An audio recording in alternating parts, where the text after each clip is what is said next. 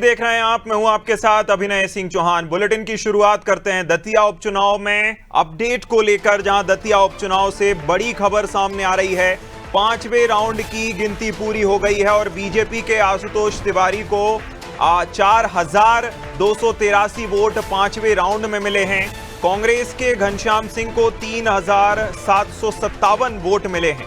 कड़ी सुरक्षा के बीच वोटों की गिनती जारी है। घनश्याम सिंह ने 12,000 से भी ज्यादा मतों से जीतने का बड़ा जो है ऐलान किया है और बड़ा दावा भी उनकी ओर से किया गया है कि ये जो बढ़त है वह तो कुछ भी नहीं है, इससे भी ज्यादा मतों से कांग्रेस जीत दर्ज करेगी। तो बड़ी खबर, बड़ी जानकारी दतिया उपचुनाव को लेकर बता रहे हैं। दतिया उपचुनाव में पांचवें राउंड की गिनती पूरी हो चुकी है। बीजेपी के आशुतोष तिवारी को 4,283 वोट मिले हैं। कांग्रेस उम्मीदवार घनश्याम सिंह को 3,757 वोट मिले हैं। जहां कड़ी सुरक्षा के बीच वोटों की गिनती अब भी जारी है। छठवें राउंड की जो काउंटिंग है वो शुरू हो चुकी है।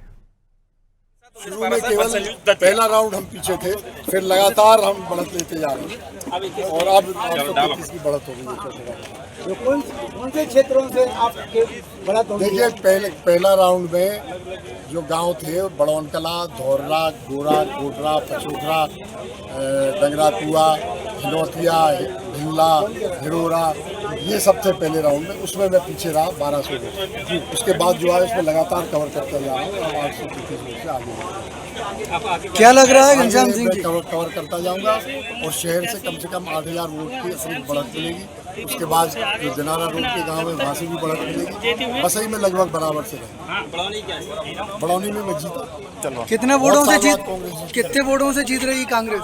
12,000 से 15,000 के बीच। तो आपने सुना घनश्याम सिंह, कांग्रेस उम्मीदवार को उन्होंने ना सिर्फ एरिया बार ये बताया कि कहां से कांग्रेस को जो है बढ़त मिलने के आसार हैं, इसी के साथ उन्होंने बड़ी जीत का दावा भी किया है। उन्होंने कहा कि पिछली बार जो राजेंद्र भारती ने लगभग 7 से 8,000 वोटों से जीत दर्ज की थी, उससे भी बड़ी जीत इस उपचुनाव में होने जा रही है। लगभग 12,000 मतों से कांग्रेस जीतने जा रही है। इस मामले पर जो है पूर्व गृह मंत्री नरोत्तम मिश्रा का भी बयान सामने आया। क्या कुछ कहा उन्होंने, सुनिए। मैं एक कार्यकर्ता हूं, क्योंकि वहां पहले विधायक रहा था मैं 3 बार, तो इसलिए स्वाभाविक रूप से चर्चा मेरे पे भी हुई। लेकिन हम सब भारतीय जनता पार्टी के कार्यकर्ता, मनसा वाचा कर्मणा, और सब कार्यकर्ता लगे देव दुर्लभ कार्यकर्ता। सबसे ज्यादा नजर सबकी आप पे है कि आपकी भूमिका तो क्या रहेगी? मेरी भूमिका कार्यकर्ता की रहेगी, कार्यकर्ता की थी। राजेंद्र भारती को निष्कासित किया गया है। राजेंद्र भारती मध्य प्रदेश के सबसे बड़े दल बदलू नेता है। 4 पार्टियों से चुनाव लड़ चुके हैं अभी तक वो। घनश्याम सिंह का कहना है कि नरोत्तम मिश्रा के कहने पे वो बीजेपी का प्रचार कर रहे थे, उनके अगेंस्ट में। मैं कह रहा हूँ वो सबसे बड़े दल बदलू नेता है। कांग्रेस से लड़ चुके, वो हाथी से लड़ चुके, वो साइकिल से लड़ चुके, विधानसभा वो घड़ी से लड़ चुके। और अगर अच्छा होता कांग्रेस उन्हें तब निकाल देती जब वो भ्रष्टाचार में सजा पाई, जिसके कारण से सीट रिक्त हुई है, जिसके कारण से असमय दतिया पे चुनाव लाद दिया गया है, असमय खर्चा लाद दिया गया है, तभी निकाल देना था।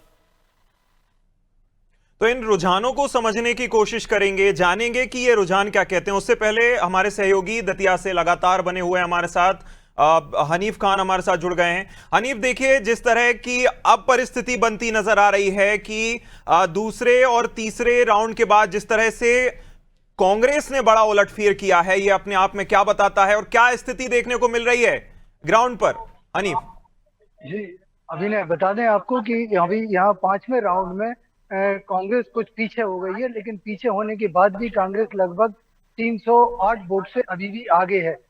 तो लगातार बीजेपी से इनकी एक कांटे की टक्कर देखने के लिए मिल रही है। कभी कांग्रेस आगे तो कभी बीजेपी आगे। चौथे राउंड में बीजेपी से कांग्रेस लगभग 783 वोट से आगे थी, जो कि 5वें राउंड में बीजेपी को कुछ और बड़ा कारण से कांग्रेस अब 308 वोट से आगे है।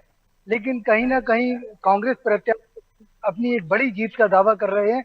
जैसे उन्होंने कहा है कि हम 12 से 15,000 वोटों से चुनाव जीतेंगे, और उन्होंने एरिया बाई एरिया भी कहा है कि हमें इधर से इतना वोट मिलेगा, इधर से इतना वोट मिलेगा। तो कहीं ना कहीं वो अपनी जीत को लेकर नजर आते हैं। अब वही देखना होगा कि अभी 10 राउंड और बाकी इन राउंडों में क्या देखने के लिए मिलता है अभिनय? बिल्कुल, कहीं ना कहीं कांग्रेस उम्मीदवार अपने आप में आश्वस्त नजर आ रहे हैं और विभाग माफ कीजिएगा क्षेत्रवार उन्होंने बताया कि यहां से कांग्रेस को बढ़त मिलने के आसार हैं। अपनी पैनी नजर बनाए रखिएगा हनीफ, आपसे पल पल के अपडेट्स लेते रहेंगे। फिलहाल जुड़ने के लिए बहुत शुक्रिया। इसी के साथ हम इस जो रुझान आए हैं इनको समझने की कोशिश करते हैं और जानने की कोशिश करते हैं कि किस तरह से जो है दतिया उपचुनाव एक बड़ा जो है उलटफेर अब नजर आ रहा है। हमारे साथ खास मेहमान जुड़ गए हैं। खास मेहमान आज हमारे साथ चर्चा के लिए भाजपा से डॉक्टर वाणी आलूवालिया जी हमारे साथ जुड़ गए हैं। इसी के साथ ज्योति पटेल जी कांग्रेस से हमारे साथ कांग्रेस प्रवक्ता जुड़ गई हैं। दोनों ही मेहमानों का सबसे पहले मैं बहुत स्वागत करूंगा अनादि टीवी पर। और इसी के साथ प्रतिक्रिया लेते हुए वाणी जी आपसे शुरू करूंगा। देखिए, शुरू में आपने बहुत तेजी दिखाई, लेकिन अब क्या हो गया वाणी जी? देखिए, ऐसी कोई तेजी नहीं है, सबको धैर्य रखना चाहिए। अभी 5वां राउंड है। कुछ कांग्रेस के वोट घटे हैं, कुछ भाजपा के वोट बढ़े हैं, और बढ़ते हुए क्रम में भारतीय जनता पार्टी जिन मुद्दों को लेकर यहाँ आज इस उपचुनाव में लड़ रही है वो हमको सबको स्पष्ट और साफ है। पहले तो दतिया की जनता का भरोसा तोड़ा कांग्रेस ने, क्योंकि उनका जो प्रत्याशी था, जो पूर्व प्रत्याशी जिन्हें इन्होंने आज बर्खास्त किया है, वो किस कारण से, किस आपराधिक षड्यंत्र में पाए गए हैं लिप्त, उनको दोषी करार मिला है। तो अभी ठगी, विकास के कार्य उनके कार्यकाल में सन्नाटा पड़ गया।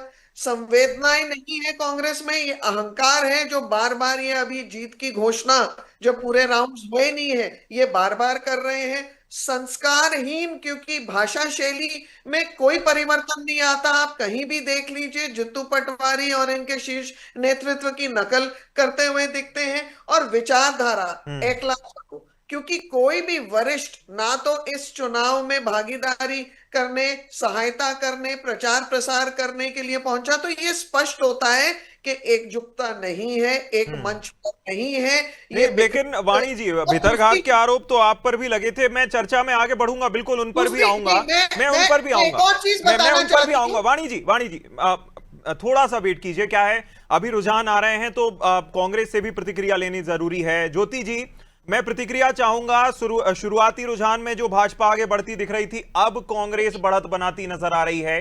कांग्रेस उम्मीदवार ने यह भी बताया कि किस किस क्षेत्र से उन्हें बढ़त मिल सकती है, मतलब आश्वस्त नजर आते हैं आप। ज्योति जी। जी बिल्कुल। आप सभी को मेरा नमस्कार, और दतिया की जनता यदि देख रही है तो उनको मेरा बहुत बहुत नमस्कार और बहुत बहुत धन्यवाद।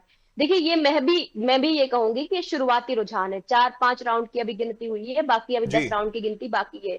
निश्चित रूप से ये कहना अभी जल्दबाजी होगी, लेकिन फिर भी ये जो कांग्रेस प्रत्याशी बोल रहे हैं कि हमारी इतनी से जीत होगी, तो ये उनका अहंकार नहीं है, ये जो है वो जनता का विश्वास है। जनता जनार्दन होती है, और जनता जनार्दन का जो विश्वास उन्हें प्राप्त हुआ है, जिस तरीके शब्दों से उन्हें प्राप्त हुआ है, वोटों से उन्हें प्राप्त हुआ है, वो उन्होंने जो है शब्दों में बयां किया है। और आपने, वाणी जी ने ये कहा कि जो है वरिष्ठ नेता वहां पर नहीं पहुंचे थे, तो ये मुझे लगता है कि वाणी जी या तो मध्य प्रदेश में नहीं होंगी, या फिर न्यूज चैनल या बाकी चीजें जो है सोशल मीडिया देखती नहीं होंगी, या फिर आप दतिया के चुनाव में नहीं गई होगी, जो आपको ये लग रहा है कि वरिष्ठ नेता वहां पर गए नहीं है।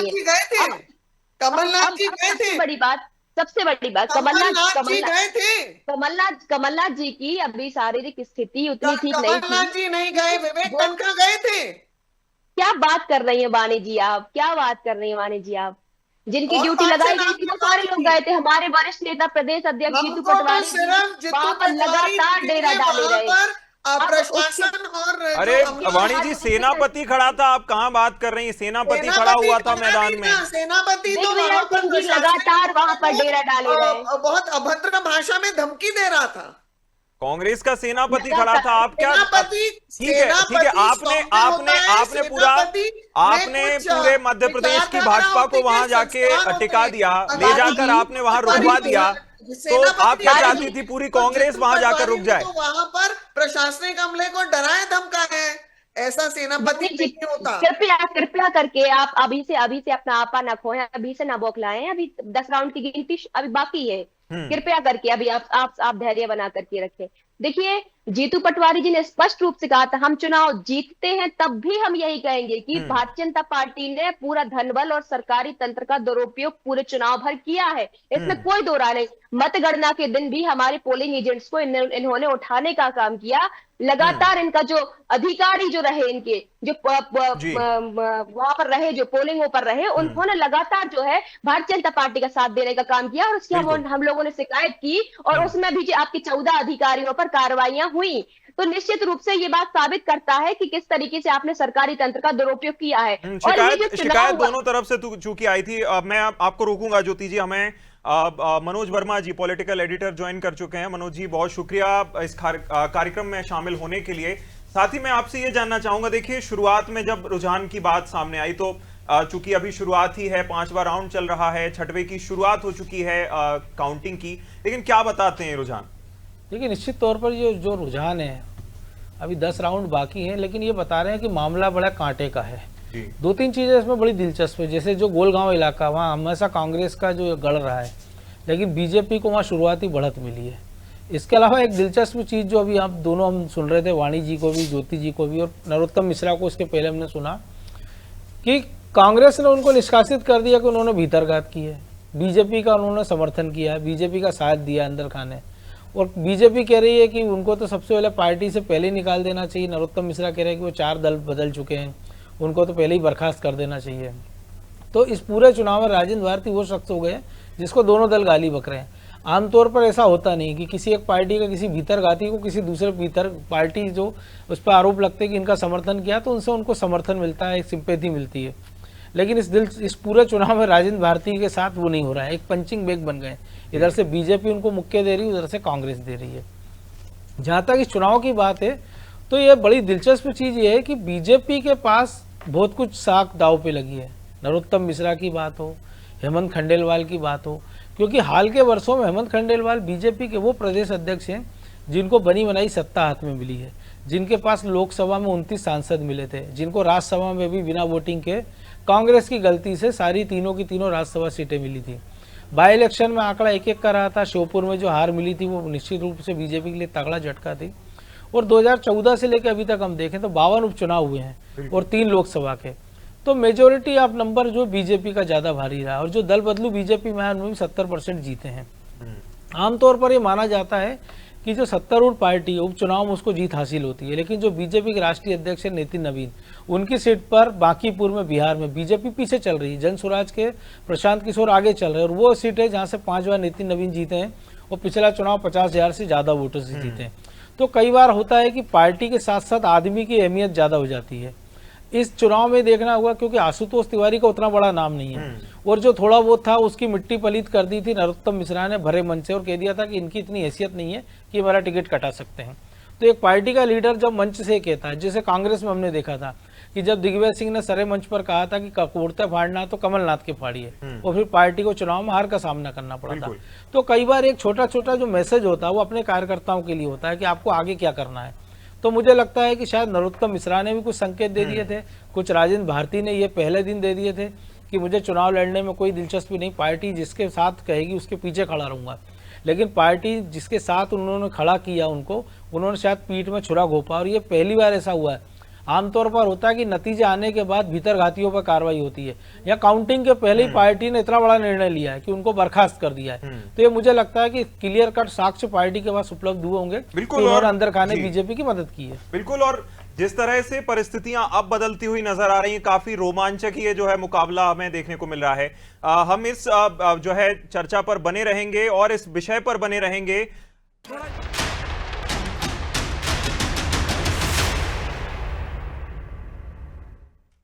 ब्रेक के बाद फिर हाजिर हैं और दतिया का दंगल देख रहे हैं आप, और 3 राज्यों में हो रहे मतगणना के परिणाम आपको बताएंगे, माफ कीजिएगा जो रुझान चल रहे हैं वो बताएंगे। 3 राज्यों की विधानसभा सीटों की जो रुझान है, बांकीपुर सीट से प्रशांत किशोर आगे हैं। प्रशांत किशोर बांकीपुर सीट से आगे चल रहे हैं, 3,451 वोटों से आगे चल रहे हैं। शुरुआत से ही प्रशांत किशोर आगे चल रहे हैं। और एमपी के दतिया में कांग्रेस को बढ़त, 5वें राउंड तक कांग्रेस को 308 वोटों की लीड मिली हुई है। गुजरात के मंजलपुर में बीजेपी की जीत लगभग तय है। दतिया या चौथे राउंड से कांग्रेस आगे हो गई है। पहले और दूसरे तीसरे राउंड तक बीजेपी बढ़त बनाए हुए थी और ये दतिया मतगणना स्थल के आप तस्वीरें देख रहे हैं। आराम से बैठे हैं पुलिस वाले, क्योंकि यहाँ पे किसी तरह की कोई भी अभी तक नारेबाजी या जोश देखने को नहीं मिला, क्योंकि आगे पीछे हो रहे हैं दोनों तरफ से। तो हमारे साथ जुड़े हुए हैं पहले से। तो मनोज जी, दतिया में हमने देख रहे थे कि पहले 2 राउंड तक बीजेपी आगे रही, कांग्रेस आगे आ गई है। क्या देखते हैं आप, कहीं भीतरघात का असर नजर आने लगा है क्या? देखिए, निश्चित तौर पर अभी मैं यही बात कर रहा था कि शायद हाल के वर्षों में राजेंद्र तिवारी पहले से नेता हैं जो जिन पर भीतरघात के आरोप जो पार्टी लगा रही वो भी उनको गालियां दे रहे हैं, और जिस पार्टी की मदद का आरोप लगा है वो भी उनको गरिया रही है। जहाँ तक चुनाव की बात है, 10 राउंड बाकी है और कई बार क्षेत्रवार इलाके ऐसे होते हैं कि जहाँ पे पार्टियों को लगता है कि उनका इलाका है, लेकिन अभी हमने देखा कि जो गोलगांव इलाका है वहाँ से बीजेपी को कभी लीड नहीं मिली थी, लेकिन इस बार लीड मिली है बीजेपी को वहाँ से। तो अब जितना ये टाइट फाइट चल रही है, क्योंकि जैसे मंजलपुर गुजरात की बात कर रहे हैं तो एक तरफा बीजेपी कैंडिडेट आगे चल रहा है, बांकीपुर में हालांकि वोट ज़्यादा नहीं हुआ, अभी तक 11,000 वोट प्रशांत किशोर को मिले हैं और 8,000 बीजेपी उम्मीदवार को, लेकिन लगातार पहले राउंड से वो आगे चल रहे हैं। और पिछली बार हमने देखा था जो बीजेपी के राष्ट्रीय अध्यक्ष नितिन नवीन 50,000 वोट से ज्यादा से जीते थे, और आगे के मंडल अध्यक्ष को उतारा है उन्होंने। बिल्कुल, एक बार टिकट बदला भी गया था जब बीजेपी ने उम्मीदवार घोषित किया था, फिर जब पीके मैदान में उतरे तो माना जाने लगा कि ये कमजोर कैंडिडेट है, फिर उस कैंडिडेट को बदला गया। हालांकि उस कैंडिडेट पर आरोप भी लगे थे कि उन्होंने बीजेपी के खिलाफ काम किया है, बीजेपी के खिलाफ पोस्टरबाजी की है, लेकिन मुझे लगता है कि आरजेडी अगर यहाँ गठबंधन धर्म निभा लेती और कैंडिडेट नहीं उतारती तो आरजेडी की साख भी बनी रहती और विपक्ष के पास एक मौका था कि एक मजबूत संदेश दे सकती थी। और अगर पीके जीत जाते हैं तो निश्चित तौर पर ये एक बड़ी संकेत होंगे बीजेपी से ज़्यादा आरजेडी के लिए, क्योंकि राज्य की राजनीति में कांग्रेस और आरजेडी हाशिए पर चली गई हैं। 200 से ज़्यादा सीटें बीजेपी ने बिहार में जीती हैं और ये अस्तित्व की लड़ाई है, और इस लड़ाई में अगर आरजेडी उम्मीदवार तीसरे नंबर पर जा रहा है और बीजेपी हार रही है तो ये खतरे की घंटी। हालांकि पहली बार नहीं हुआ, इसके पहले हमने देखा था जेपी नड्डा राष्ट्रीय संकेत हैं बिहार में कि आरजेडी की क्या स्थिति हो गई है। नहीं, जो नए मुख्यमंत्री बन रहे हैं सम्राट चौधरी, ये उनके लिए भी एक चुनौती है ना, क्योंकि पहला चुनाव लड़ रहे हैं। उनको नीतीश कुमार ने पकी पकाई सत्ता सौंपी है 200 से ज़्यादा सीटों के बम्पर बहुमत के साथ, उनको ज़्यादा योगदान नहीं करना पड़ा। लेकिन हमने देखा इसके पहले जेपी नड्डा राष्ट्रीय अध्यक्ष थे, तब हिमाचल में बीजेपी की हार हुई थी। तो ऐसा नहीं है कि राजनीति में चमत्कार नहीं होते। लेकिन जहाँ तक दतिया की बात है तो मुझे लगता है 10 राउंड बाकी हैं, मामला मुकाबला जो है कड़ा होगा। एक चमत्कार हुआ है मनोज जी, हमने देखा है कि कांग्रेस वहां शुरू से कभी पीछे नहीं रही, और जिन सीटों पे हम देख रहे हैं जो पहले राउंड दूसरे राउंड में बीजेपी हमेशा पीछे रहती है, लेकिन इस बार पहली बार बीजेपी पहले दूसरे राउंड में आगे दिखी। नहीं, कई बार होता है कि क्षेत्र में अपने अपने नेताओं का एक प्रभाव का इलाका होता है। लेकिन जो वोटर था ना, जिस बूथ से स्टार्टिंग होती है, बिल्कुल वो तो कम से कम कांग्रेस का गढ़ था ना। मैंने शुरुआत में कहा ना, जो गोलगांव और बाकी के जो इलाके हैं वहाँ कांग्रेस हमेशा लीड में रहती थी, लेकिन इस बार ऐसा नहीं हुआ है। लेकिन अब ये देखना दिलचस्प होगा कि चुनाव के जो नतीजा आएगा वो क्या निकल कर आता है। उसके बाद बहुत सारी चीज़ें परिस्थितियां डिपेंड करेंगी कि जीतू पटवारी का राजनीतिक भविष्य आगे क्या होगा, नरोत्तम मिश्रा का राजनीतिक भविष्य आगे क्या होगा, घनश्याम सिंह का क्या होगा। राजेंद्र भारती का तो हमने देखा ही कि पार्टी से निष्कासित हो गए, हो सकता है अगर हाई कोर्ट से उनको राहत न मिले सुप्रीम कोर्ट जाए, और हो सकता है उनको जेल भी जाना पड़े। तो ज्योति जी, कहीं ना कहीं जो राजेंद्र भारती पे एक दिन पहले कार्रवाई की है, वो संकेत साफ नजर आने लगे हैं पहले दूसरे राउंड में ही कि कहीं ना कहीं कांग्रेस में भीतरघात हुआ है, अंतरकलह की वजह से पहले दूसरे राउंड में ही आप पिछड़ गए। देखिए, निश्चित रूप से आप भी देख रहे हैं, आप अनादि टीवी के माध्यम से 5 राउंड की गिनती हुई है और उसमें हम जो है आगे चल रहे हैं, तो ये पीछे आने वाली बात तो कहीं से लगती नहीं है। 15 अभी 10 राउंड की गिनती बाकी है, निश्चित रूप से हम बहुत बढ़त लेंगे। 10,000 से ज्यादा जो हमारे प्रत्याशी आदरणीय घनश्याम सिंह जी ने कहा है कि हम जो है कम से कम 12 से 15,000 मतों से स्पष्ट रूप से जीत रहे हैं। क्योंकि ये जो जीत है वो अकेले घनश्याम सिंह जी की नहीं है, ये इस जीत में सबसे बड़ा श्रेय मैं यदि मानती हूँ तो वो मानती हूँ भारतीय जनता पार्टी के कुशासन का, भारतीय जनता पार्टी के कुशासन का प्रतिफल जो है इनको अब इस चुनाव में जो है मिलने वाला है। इनकी जो योजनाएं हैं उनमें जमीन और आसमान का जिस तरीके से अंतर है कि आंकड़ों में ये कुछ और नजर आते हैं और जमीन पर ये कुछ और नजर आती हैं, तो ये जो है उसका प्रतिफल होने वाला है। और निश्चित रूप से घनश्याम जो राजेंद्र भारती जी थे, राजेंद्र भारती जी पर ने जो भी भीतरघात किया, हमारी पार्टी ने बड़ा ही कड़ा फैसला लेते हुए अनुशासनात्मक पूरे प्रदेश में ये संदेश पहुंचाया कि यदि इस तरीके की कोई गतिविधियां होंगी तो ये कार्रवाइयां होंगी। तो निश्चित रूप से ये भारतीय जनता पार्टी के कर्मों का प्रतिफल है जो इनको मिल रहा है। और आज जो है लेकिन हम ज्योति आगे जी चल एक रहा दिन है। और रुक जाते, मतगणना हो जाती तब कार्रवाई कर देते, इतनी जल्दी क्या थी? उससे कोई या फर्क पहले नहीं कर पड़ता देते जब पहले ही पता चल गया होगा ना कि उससे घर में कोई कौन फर्क गड़बड़ी नहीं कर रहा पड़ता है। कि कार्रवाइयां कब हुई हैं, लेकिन कार्रवाइयां हुई हैं और जल्दी हुई है, इससे फर्क पड़ता है। देखिए मतगणना के एक दिन बाद कर देती नहीं है, पहले हो मतगणना के जाती एक तो दिन और पहले कर नहीं देते। लगता कि जल्दी हो गई थी कार्रवाई, तो जो जितना वो नुकसान पहुंचा सकते थे कम पहुंचाते। देखिए निश्चित रूप से जो चुनाव हमने लड़ा है वो राजेंद्र भारती के भीतरघात से भी चुनाव लड़ा है और भारतीय जनता पार्टी के धनबल और जो प्रशासनिक तंत्र का दुरुपयोग है उसके साथ में जो है हमने चुनाव लड़ा है। इन सारी चीजों को देखते हुए हमने चुनाव लड़ा है और यदि हमें जब सबूत मिले, जब हमारी पार्टी को सबूत मिले तो उस सबूतों के आधार पर जो है राजेंद्र भारती को पार्टी से अलग किया गया। और ये मध्य प्रदेश के पूरे नेताओं कार्यकर्ताओं में एक अनुशासनात्मक संदेश जाता है कि यदि इस तरीके की गतिविधियां, इस तरीके की हरकतें कोई करेगा तो इस पर ये कार्रवाइयां होगी। और निश्चित रूप से ये संगठन सृजनात्मक जो हमारा अभियान चल रहा है उसका एक बहुत ही सशक्त उदाहरण है। चलिए मैं लौटूंगा आपको। दतिया से बड़ी खबर आ रही है, दतिया उपचुनाव से जुड़ी एक और बड़ी खबर आ गई है। 6वें राउंड में भी आशुतोष तिवारी पिछड़ गए। कांग्रेस लगातार बढ़त बनाए हुए है। 6वें राउंड में आशुतोष तिवारी को मिले 3,331 वोट।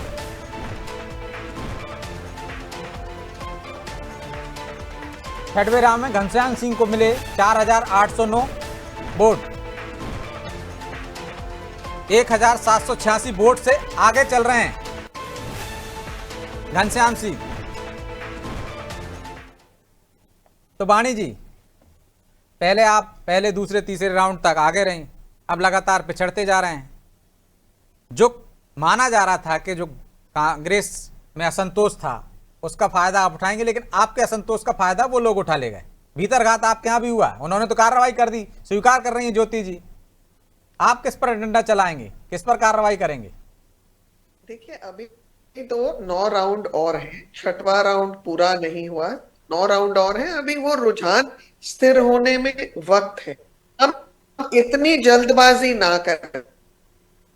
पर ब्रजेश जी आप यहाँ ध्यान दीजिए कि कांग्रेस ने कल राजेंद्र भारती को बर्खास्त किया। क्या उनको ये संज्ञान में था कि इनके ऊपर आर्थिक विविधताओं के जो प्रकरण है वो सिद्ध हो गए हैं और उसमें वो संज्ञान?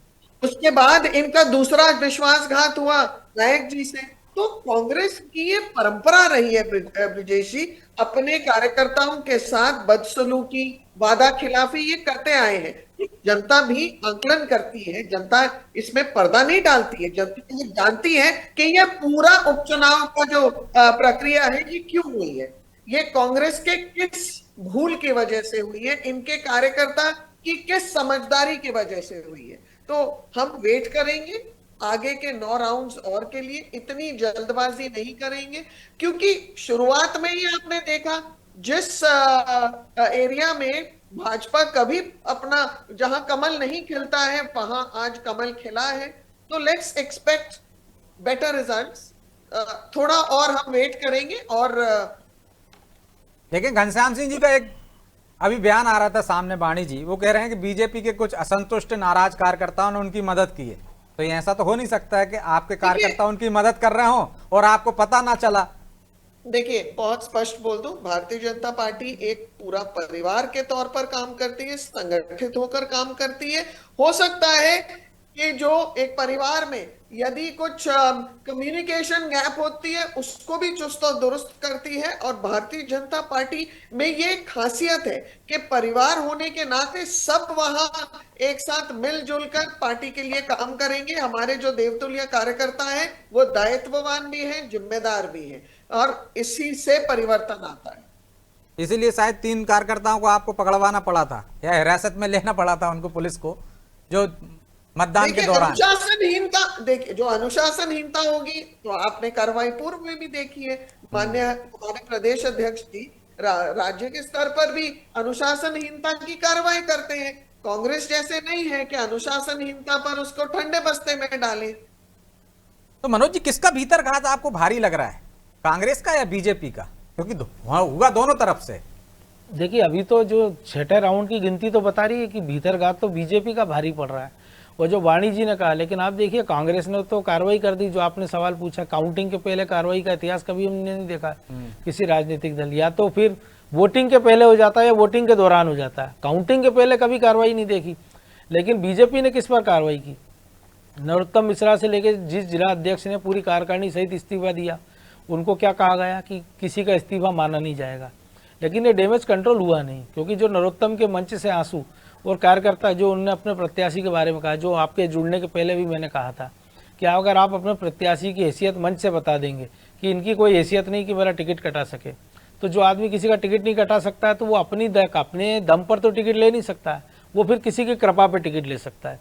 और फिर लोगों के बीच एक मैसेज गया कि 2023 में जो कैंडिडेट बीजेपी के अपने सर्वे में सेवड़ा से जो टिकट के लायक नहीं पाया गया, तो उस पूरे 2.5 साल में उनने ऐसा क्या चमत्कार कर दिया कि जिसको पार्टी को उनको उम्मीदवार बनाना पड़ रहा है बगल की दतिया सीट से, जहां उनका कोई जनाधार नहीं है, आगे निकल गए, कोई पहचान नहीं है। नहीं तो किसने कितना नुकसान पहुंचा नहीं, तो ये बहुत एक अंतर पड़ता है ना प्रत्याशी की छवि। हम नितिन नवीन की जो सीट की बात कर रहे हैं, तो निश्चित तौर पर पीके का कद जो बीजेपी उम्मीदवार उससे बड़ा था, उसका अंतर हमको देखने को मिल रहा है। तो कई बार चीजें होती है कि जो एक व्यक्तिगत प्रभाव होता है उसका भी एक वोट होता है। एक आदमी का, जैसे घनश्याम सिंह राज परिवार से जुड़े हुए, तो राज परिवार का एक पुराना जुड़ाव जनता से हम रहा, उसी के दम पर आप बताइए ज्योतिराज सिंधिया, माधवराव सिंधिया, राजमाता सिंधिया, उसी सिंधिया के प्रभाव के ओरा में ही तो अभी तक वो लगातार चुनाव जीतते रहे। लेकिन जैसे लेकिन वो एक जैसी एक साधारण कार्यकर्ता आया केपी यादव, उसने महाराज को पटक नहीं देती थी। तो वही तो मैं कह रहा हूँ, मन से एक नारा लगा था, राजा और अंक की लड़ाई। राजा तो भाई उसके बदले में महाराजा तो खुद चुनाव प्रचार करने पहुंचे थे ज्योतिराज सिंधिया। तो पब्लिक तो, और खुद जैसे हमने जयवर्धन सिंह को देखा था, उन्होंने कहा था कि लोकतंत्र में कोई राजा महाराजा नहीं बचा है, क्योंकि इस प्रकार से तो युवराज तो वो भी कहे जा सकते हैं राघवगढ़ के। तो बात ये नहीं, बात ये है कि वो फिर लगातार राजशाही वैसी नहीं चली है ना, जो डायनेस्टी हमने देखी है कि सिंधिया परिवार की हमने देखी है या कुछ और राजघरानों की, वो बीच बीच में ब्रेक हमने देखे हैं। घनश्याम सिंह का हमने देखा, उनके पिताजी 84 में चुनाव लड़े थे भिंड दतिया सीट से, जब वो सामान्य सीट होती थी। इसके बाद घनश्याम सिंह ने खुद चुनाव हारे भी, चुनाव क्षेत्र बदला भी है, किसी एक क्षेत्र से रहे नहीं। लेकिन हमने देखा कि माधवराव सिंधिया की लीड जब जयभान सिंह पवैया के खिलाफ 20,000 रह जाती है, तो पहली बार ग्वालियर की जनता ने ज्योतिराज सिंधिया की माताजी को प्रचार करते देखा था पहली बार। तो नतीजा ये हुआ कि माधवराव सिंधिया ग्वालियर छोड़ के फिर गुना जाने को मजबूर हो गए। तो जनता है ये, जनता को आप बरगला नहीं सकते हो, जनता अपने विवेक से वोट डालती है। जनता अपने विवेक से तो वोट डालती है, लेकिन क्या आपको लगता है कि दतिया में मुद्दे भीतरघात, गुटबाजी, आपसी लड़ाई के अलावा और कुछ मुद्दे थे क्या वहां पर? भाई मुद्दा क्या था? कोई मुद्दा जो ज्योति जी कह रहे हैं? भाई मुद्दा पहले ये था कि जब बाई इलेक्शन हुआ कि आपराधिक मामला है, तो इस लिहाज से तो जो एडीआर की रिपोर्ट है वो ये बता रही कि मध्य प्रदेश के 230 में से 90 विधायकों के खिलाफ मामले दर्ज हैं, जिनमें से 15 के खिलाफ गंभीर मामले हैं, जिसमें हत्या, रेप जैसे मामले भी हैं। माफ कीजिए, रेप की शायद पुष्टि नहीं है, लेकिन गंभीर मामले। और उनमें से बीजेपी के जो हैं 51 विधायकों के खिलाफ गंभीर मामले हैं, और कितने में से 164 में से, और कांग्रेस के 38 पे है 64 में से। तो रेशो आप देखिए। और एक इकलौते कमलेश डोडियार है, उनके खिलाफ भी आपराधिक मामला दर्ज है। तो इस लिहाज से तो आप देखिए 230 में से 90, 25% से ज्यादा आपराधिक मामले दर्ज है विधायकों के खिलाफ। और मामले दर्ज होते हैं, सजा होती है, ऊपरी कोर्ट में चले जाते हैं। लेकिन कईयों की विधायकी चाहिए, सांसदी गई है, हमने देखा राहुल गांधी की सांसदी तक गई है, रिस्टोर हुई है फिर से वो। चलिए हम पहले चलते हैं, नेता प्रतिपक्ष कुछ कह रहे हैं। हमारी संवाददाता दिव्या गोयल वहां पे हैं, उनसे बंटूबन कर रही हैं, तो सुन लेते हैं क्या कहना चाहते हैं। हमारे साथ विधानसभा के नेता प्रतिपक्ष उमंग सिंगार जी हैं। उमंग जी, राज्यसभा की जो सीट गई थी उसके बाद जो दतिया का चुनाव था आप लोगों के लिए प्रतिष्ठा का चुनाव था, ये हार जाते तो शायद आप लोगों पे सवाल उठते हैं। आप किस तरह से देखते हैं? बड़ा अच्छा रिजल्ट आ रहा है कांग्रेस के लिए, कम से कम पॉजिटिव है शुरुआत में। देखिए, स्वाभाविक है कि उंगलियां सब पे उठती है, लेकिन मैं इतना जानता हूं कि ये चुनाव भाजपा के खिलाफ नहीं, एक सरकार के खिलाफ चुनाव। उस सरकार के लोग किस प्रकार से चुनाव में लगते हैं, उपचुनाव में आपको सबको पता है, सर्वविदित है। और अगर रुझान हमारे पक्ष में आ रहे हैं और जिस प्रकार से बढ़त बढ़ रही है, तो निश्चित तौर से वहाँ की जनता को मैं यही कहना चाहता हूँ कि साधुवाद देना चाहता हूँ कि आपकी जो भावनाएं हैं, आपके अधिकारों को दिलाने के लिए कांग्रेस पार्टी आपके साथ है। लेकिन मैं ये भी कहना चाहता हूँ कि वहाँ के स्थानीय मुद्दे भी थे, आतंक था, पूर्व किसका था? जो भाजपा के पूर्व नेता थे उनका आतंक था, जिनको टिकट नहीं मिला, आपको पता ही है सब चीजें।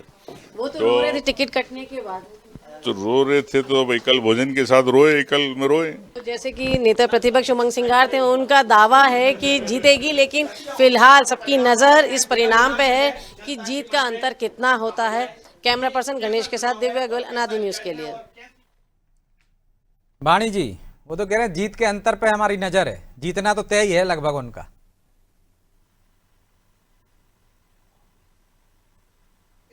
पहले भी किया है कि बाकी के जरा रुझान आने दीजिए, इतनी जल्दी क्या है, थोड़ा धैर्य हम सब रखें। मतलब अभी आपको भरोसा है कमल खिलेगा, जल्दी कमल खिलेगा, कमल खिलेगा? ज्योति जी,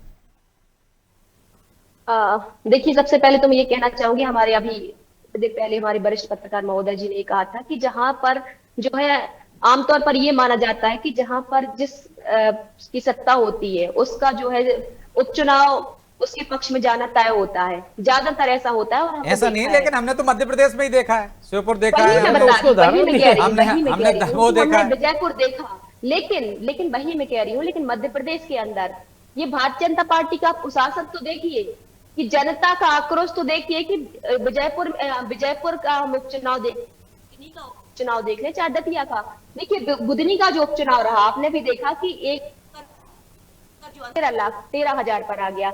विजयपुर का चुनाव हम जीते और उसके बाद दतिया का चुनाव भी हम जीतने जा रहे हैं। इससे स्पष्ट ये होता है कि भारतीय जनता पार्टी का ये जो 3 साल का, ये 2.5 साल का जो कार्यकाल रहा है, ये कितना जनता के आक्रोश से भरा हुआ रहा, जनता के लिए कितने काम किए, ये जो है दर्शाता है, ये आक्रोश ही दर्शाता है। लेकिन ज्योति जी, उपचुनाव आप जीतते हैं और मुख्य चुनाव में आप पिछड़ जाते हैं, हार जाते हैं, तो जनता सिर्फ 2.5 साल में ही नाराज होती है, बीच में ही नाराज होती, बाद में संतुष्ट हो जाती है। शुरुआत हुई है और 2018 का चुनाव भी हम जीते थे, 2018 का चुनाव जीते थे, और परंतु छल कपट पूर्वक जो किस तरीके से भारतीय जनता पार्टी ने वो चुनाव हत्या लिया था। शुरुआत हो चुकी है और लगातार जो है उपचुनाव हम जीत रहे हैं। और इससे ये पता चलता है, जैसे एग्जाम होता है, फाइनल एग्जाम होता है, उसके पहले जो प्री एग्जाम होते हैं, प्री एग्जाम में जो है हम बहुत अच्छा परफॉर्म कर पा रहे हैं और निश्चित रूप से जनता का साथ हमें मिल रहा है। इससे ये स्पष्ट होता है कि जो मेन एग्जाम होंगे उसमें भी हमें जनता का पूरा भरोसा, जनता का पूरा विश्वास हमें मिलने वाला है। जी, तो क्या मनोज जी, ये जनता की नाराजगी देख रहे हैं आप, इस तरह से जो रुझान आ रहा है, जैन जी का असर देख रहे हैं, किसान आंदोलन का असर देख रहे हैं? देखिए ब्रजेश जी, मुझे लगता है ये दोनों जैन जी और जनता की नाराजगी तो नहीं है, ये बीजेपी के कार्यकर्ताओं की कारस्तानी मुझे ज़्यादा समझ में आती है। क्योंकि अगर जैन जी का नाराजगी होती तो पहले, दूसरे, तीसरे राउंड तक, शायद पहले राउंड से ये बढ़त जो है ना, जैसे गुजरात में बीजेपी कैंडिडेट की दिख रही है हमको कि 11 राउंड से लगातार आगे चल रहे हैं, और ये जो मार्जिन हमको 3,000 का दिख रहा है वो शायद 30,000 का होता अगर नाराजगी होती तो। क्योंकि किसानों की नाराजगी जिस मूंग की खरीदी को लेकर, वो नर्मदा पट्टी और रायसेन के इस इलाके में है, ग्वालियर चंबल के इलाके में नहीं हो सकता। लेकिन अगली बार वहाँ नाराजगी हो, क्योंकि इस बार जो मानसून बिगड़ा है ग्वालियर चंबल इलाकों में, भोपाल में, आसपास में, वो एक बड़ा कारण बन सकता है। लेकिन जो फिलहाल जो मुझे लग रहा है वो बीजेपी के जो नाराज कार्यकर्ता हैं, क्योंकि कई बार होता हमने पार्टी ने, हमने देखा कि नगरीय निकाय चुनाव में आप देखिए कि ऐसे ऐसे पार्टी ने प्रयोग किए कि जिसको आए मर्जी उसको टिकट दिया महापौर का। नतीजा क्या हुआ कि उन कार्यकर्ताओं ने उस पार्षद को तो जिता दिया जो उनके बीच में से जिसको टिकट मिला, लेकिन उस महापौर को उन्होंने चुनाव हरा दिया जो पार्टी ने ऊपर से पैराशूट लैंडिंग कराई थी। नतीजा आप देखिए, 55 साल बाद बीजेपी ग्वालियर जैसे गढ़ में हार जाती है। 35 साल बाद जबलपुर में हार जाती है। इंदौर में हम देखते हैं कि लीड कितनी बस्ती मार्जिन, भोपाल में हम देखते हैं हालात क्या होते हैं। तो ये कार्यकर्ता ये बताना चाहता है कि आप ठीक है कि आपको ये लगता है कि हम इसको स्थापित कर देंगे, इसको चुनाव लड़ाएंगे, जिता देंगे, इसको विधायक सांसद बना देंगे, लेकिन आप अगर कार्यकर्ताओं के मन की अनदेखी करेंगे तो फिर नतीजा मुझे लगता है इसी प्रकार का होगा। क्योंकि कई बार हम देखते हैं कि जो ऊपर नेता होते हैं उनको तो लगता है कि हमारी धाक है, पार्टी की साख है, लेकिन कई बार होता है कि एक इंडिविजुअल आदमी की साख होती है, उसका अपना एक प्रभाव होता है, उसका एक ओरा होता है, और किसी एक नेता का आभा मंडल तैयार होने में दशक, 2 दशक, 3 दशक लग जाते हैं, लेकिन आप एक झटके में उसको जमीन अर्श से फर्श पर ला देते हैं। तो एक जनता के प्रति भी उसके लिए सिंपैथी होती है। तो मुझे लगता है ये दोनों चीज़ें यहाँ दिखने को मिल रही है। और कई बार सिंपैथी इस बात को लेके होती है कि आपके पक्ष की जगह आपके खिलाफ जाती है आपकी पार्टी के, कि किसी आदमी से आपकी सिंपैथी है और अगर उसका टिकट है तो उसका खामियाजा पार्टी को भुगतना पड़ता है, और कई बार किसी आदमी को इंडिविजुअल भुगतना पड़ता है। ये नज़ारे हमने देखे हैं। लेकिन मेरा ज्योति जी, मेरा एक बड़ा सवाल है आपसे कि राजेंद्र भारती को तो आपने काउंटिंग के पहले हटा दिया, निर्मला सप्रे जी से ऐसा क्या डर है पार्टी को? आप कोर्ट तक चले गए, सब कुछ मामला जब जम नहीं रहा तो निर्खास्त कर दीजिए। वैसे भी संख्या बल पे कोई ज़्यादा अंतर पड़ना नहीं है। आप दतिया जीत जाते और उनको हटा देते तब भी आप 64 के 64 रहेंगे, ना उससे सरकार बन रही है ना बिगड़ रही है, लेकिन एक मैसेज तो जाएगा कम से कम। देखिए मनोज जी, हम तो चाह ही रहे हैं कि वहां का उपचुनाव हो, लेकिन भारतीय जनता पार्टी जो है नरेंद्र सिंह तोमर जी के हाथ में वो फैसला है, वो सुरक्षित रखे हुए, क्योंकि इनको डर है कि बाकी के चुनाव की तरह ये चुनाव भी जो है, बीना का चुनाव, ये बहुत बुरी तरीके से हारने वाले हैं। इसीलिए जो है ये हम तो कोर्ट तक भी जा रहे हैं निर्मला सप्रे के खिलाफ में। लगातार ये जो हमारे नेता प्रतिपक्ष उमंग सिंगार वो लगातार सबूत भी रख रहे हैं, लेकिन जो नरेंद्र सिंह तोमर हैं वह जो फैसला देने में आनाकानी कर रहे हैं। और निश्चित रूप से इस बात का ये प्रमाण है कि ये लोग स्पष्ट रूप से मानते हैं कि बीना में यदि चुनाव होगा तो ये 10-20 हजार का अंतर नहीं होगा, ये 50 हजार और 70-80 हजार का अंतर होगा। ज्योति जी, सबूत होते तो कोर्ट ही मान लेता ना, लेकिन कोर्ट ने तो पाले, अध्यक्ष के पाले में डाल दी गेंद, क्योंकि सबूत नहीं थे। तो ये बताइए ना कि ये भारतीय जनता पार्टी डर क्यों रही है उपचुनाव कराने से? भारतीय जनता पार्टी के जो नरेंद्र सिंह तोमर है वो फैसला क्यों नहीं दे रहा है? तो आप क्यों और डर रहे हैं? भारतीय जनता पार्टी खुद आप अपनी तरफ से कार्रवाई कर दीजिए, आप बरखा हटा दीजिए उनको पार्टी से। भाई नहीं कर रहे तो आप तो एक संदेश दे सकते हैं ना, जिस तरह से राजेंद्र भारती को दिया है आपने, देखिए कार्यकर्ता हम को तो ये दिया कि जो भी चाहते हैं गड़बड़ी कि करेगा उसको बाहर कर देंगे। बीना में जो है चुनाव हो, उपचुनाव हो, और ये भारतीय जनता पार्टी ये फैसला करे और बीना की जनता को ये तय करने दे कि फैसला जो है किसके पक्ष में जाएगा। तो ये तो बीना की जनता तय करेगी और बीजेपी तय करेगी, अध्यक्ष तय करेंगे कि बीना में उपचुनाव दतिया की जनता तय कर रही है। फिलहाल तो दतिया की जनता तय कर रही है। वाणी जी, आपने डैमेज कंट्रोल बहुत अच्छा किया शुरुआत में, जिस तरह से गदर हुआ, आंसू गैस के गोले चलाए आपने, डंडे चलवाए, नरोत्तम मिश्रा को रुला भी दिया, नरोत्तम मिश्रा को फिर मंच पर आपने आगे भी कर दिया, सब कुछ कर दिया, लेकिन पूरी तरह से कार्यकर्ताओं की नाराजगी दूर नहीं कर पाए लगता है। भारतीय जनता पार्टी एक परिवार के तौर पर काम करती है, और मैं पहले भी कह चुकी हूँ कि यदि परिवार में शुरुआती में कुछ मनमुटाव हुआ हो, कुछ संवाद का अभाव हुआ हो, उसे पूर्णतः बातचीत करके सब कार्यकर्ताओं को संतुष्ट करके पार्टी आगे बढ़ी है।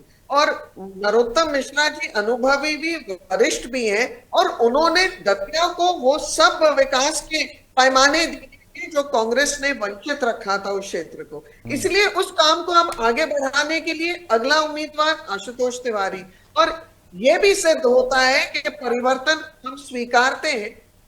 हर कार्यकर्ता के लिए उचित कार्य होता है और हर कार्य के लिए एक उचित कार्यकर्ता। सो नरोत्तम जी को भी उनके एक अभिभावक के रूप में, एक वरिष्ठ नेता के रूप में, एक अनुभवी विधायक के रूप में संगठन कुछ जिम्मेदारी आगे प्रदान करेगा। लेकिन वाणी, जो रुझान आ रहे हैं यही यदि परिणाम में तब्दील होते हैं तो जिम्मेदार किसको मानेंगे आप? नरोत्तम मिश्रा को, संगठन को? स्पेक्युलेटिव है। देखिए, जो भी निर्णय आता है वो जनता का निर्णय है। स्पेक्युलेटिव है अगर और ऐसे और वैसे, तो ये निर्णय स्पष्टता से आने दीजिए। जब 12-13 राउंड्स हो जाएंगे, मुझे लगता है हम बहुत स्पष्ट रूप से इस पर चर्चा भी कर पाएंगे और निर्णय भी का आंकलन भी कर पाएंगे। लेकिन आपको नहीं लगता वाणी जी कि आपको ये आपके पिटारे में से विकास के अलावा कुछ और चीजें भी देना होगी?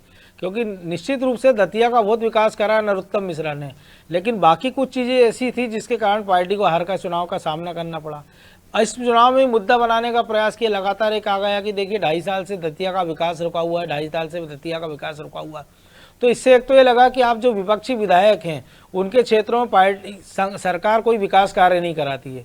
इसका मतलब तो यही माना जाएगा कि 2.5 साल से अगर दतिया में कोई विकास नहीं हुआ तो फिर आपको पार्टी क्यों चुनती।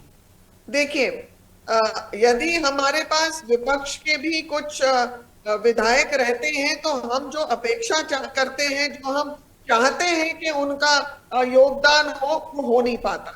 वो इसलिए नहीं हो पाता कि जब कोई विधायक प्रभावित होकर मोदी जी और मोहन यादव जी की नीतियों से जुड़ता है तो कांग्रेस को पसंद नहीं आता, इनकी विचारधारा उसको एक्सेप्ट नहीं करती है, उन्हें दागी करार देती है। और नहीं तो अगर आपके किसी विधायक को राहुल गांधी, सोनिया गांधी, प्रियंका गांधी, जीतू पटवारी, उमंग सिंगार अच्छे लगने लगेंगे तो आपको रास आएगा क्या? ये देखिए, ये तो देखिए, अगर किसी को राहुल गांधी रास आते हैं तो वो उनका सौभाग्य है।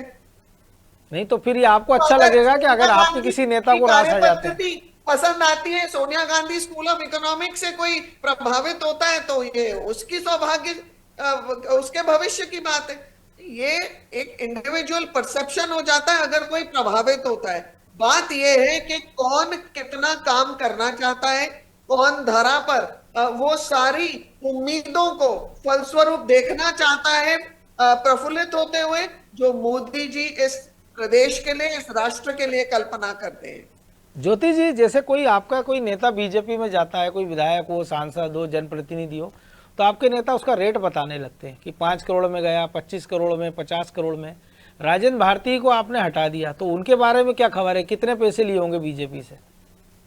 देखिए, ये तो नहीं पता कि उन्होंने कितने पैसे लिए थे, लेकिन घनश्याम सिंह जी ने, जो कि मैं तो समय पर वहां पर नहीं थी, लेकिन हमारे नेता जो घनश्याम सिंह जी, उन्होंने ये स्पष्ट रूप से कहा कि इन्होंने भारतीय जनता पार्टी से पैसे लेकर के, फंड लेकर के जनता में वितरित करने का काम किया है।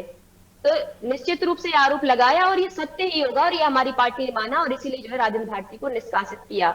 और जो आरोप प्रत्यारोप की बात है, ये केवल आरोप नहीं है, ये कई जो हमारे पूरे जो प्रदेश की जनता है वो जानती है। जब 26 विधायक यहाँ से गए थे, वो कितने कितने करोड़ में गए थे, कितना उनका रेट लगा हुआ था, वो सारे लोग ये जानते हैं। हाँ, तो अभी इनका रेट भी बाद में आ जाएगा ज्योति जी। लेकिन यदि चुनाव परिणाम आपकी उम्मीदों के अनुसार नहीं आया, कांग्रेस में हारती है, तो जिम्मेदार राजेंद्र भारती होंगे कि ईवीएम भी आ जाएगी, प्रशासन भी आ जाएगा, या प्रदेश अध्यक्ष की साख? निश्चित रूप से देखिए, एमएलए रहे हैं राजेंद्र भारती जी, तो कहीं ना कहीं ऐसा मैं ये कहना बचकाना हरकत होगी कि मैं यदि ये कहूं कि राजेंद्र भारती की वजह से हमें नुकसान नहीं होगा। भीतरघात से नुकसान होता है, चाहे कोई भी पार्टी हो, भारतीय जनता पार्टी हो या कांग्रेस पार्टी हो, भीतरघात से नुकसान होता है। लेकिन पूरे चुनाव के दौरान हमारे नेता जीतू पटवारी जी ने स्पष्ट रूप से ये कहा है कि भारतीय जनता पार्टी जनबल और सरकारी तंत्र का दुरुपयोग कर रही है और करती है हमेशा। और ये बात हम चुनाव जीते या चुनाव हारे तब भी हम ये कहते रहेंगे, और निश्चित रूप से उन्होंने ऐसा किया है। और मतदान केंद्रों पर हमें ये देखने को मिला है कि किस तरीके से उन्होंने हमारे पोलिंग एजेंट्स को उठाया और हमने जो है उनके अधिकारियों लेकिन आपके 2 लोगों को उठाया था, उनके 3 लोगों को हिरासत में लिया था पुलिस ने, तो उधर भी तो गड़बड़ी के आरोप थे ना। बीजेपी के 3 लोगों को हिरासत में लिया, आपके 2 लोगों को लिया, तो फिर कैसे पक्षपात हो गया? केवल 2 लोगों की बात नहीं थी, बहुत सारे पोलिंग एजेंट्स को उठाया गया और इसकी शिकायत जो है चुनाव आयोग में की गई है। 14 कर्मचारी अधिकारी जो है आपके, जो है उन पर कार्रवाइयां भी हुई है। और निश्चित रूप से धनबल का सरकारी कार्रवाइयां हुई है तो निष्पक्ष हो रहा था ना चुनाव, फिर चुनाव आयोग कैसे कटघरे में? और इस चुनाव में तो उल्टा हुआ ब्रजेश जी कि जिन पुलिस कर्मियों पे कार्रवाई की गई, जीतू पटवारी ने खुद कहा, मंच से कहा कि हमने तो इनके खिलाफ कोई शिकायत ही नहीं की थी, इसके बाद इनको हटा दिया। मतलब एक लेवल और आगे चला गया था चुनाव। और दूसरी मजे की बात है कि जो बीजेपी आरोप लगा रही थी राजेंद्र भारती पर कि वो गबन किया है और सजा हुई है, पूरी कांग्रेस उनके पीछे खड़ी थी। कांग्रेस के तमाम बड़े वकील उनके लिए चुनाव लड़ रहे थे, पैरवी कर रहे थे अदालतों में, चाहे वो तनख्वाह जी हो या बाकी लोग हों। और अब पूरी कांग्रेस कह रही कि नहीं, लाखों के गबन करने वाले राजेंद्र भारती ने करोड़ रुपए बीजेपी से ले लिए। और दूसरा घनश्याम सिंह तो और आगे कह रहे हैं, वो कह रहे हैं उनकी पिच जो थी ना, भ्रष्टाचार की पिच थी कांग्रेस की, राजेंद्र भारती की खासकर। जी वाणी जी, देखिए, ऐसे मुद्दों पे तो कांग्रेस की प्रसिद्धि है। जितने नेगेटिव मुद्दे होते हैं, चाहे वो आतंकवाद हो, चाहे राम मंदिर हो, चाहे ये आर्थिक गमन के मामले होते हैं, सारे इनके बड़े वकील दमखल के साथ खड़े हो जाते हैं और फिर उनको राज्यसभा की सदस्यता भी मिल जाती है। तो ये कोई चौंकाने वाली बात नहीं है, इनकी कार्य पद्धति है। और राजेंद्र भारती सिर्फ अनियमितताएं नहीं, ये तो कांग्रेस का एक, मुझे लगता है, बहुत बड़ा दुर्भाग्यपूर्ण ठीक है, निर्णय माफी है। चाहता हूं वाणी जी, क्योंकि समय की बाध्यता, इसलिए चर्चा को यहीं विराम देना होगा। आप दोनों का बहुत बहुत धन्यवाद। तो निश्चित तौर पर दतिया के दंगल में बहुत कुछ उलटफेर हो रहा है और आने वाले समय में हम एक ब्रेक के बाद फिर आपको बताएंगे, ताज़ा खबरों के साथ फिर हाजिर होंगे। तब तक के लिए मुझे दीजिए इजाज़त और आप देखते रहिए अनादि टीवी। नमस्कार।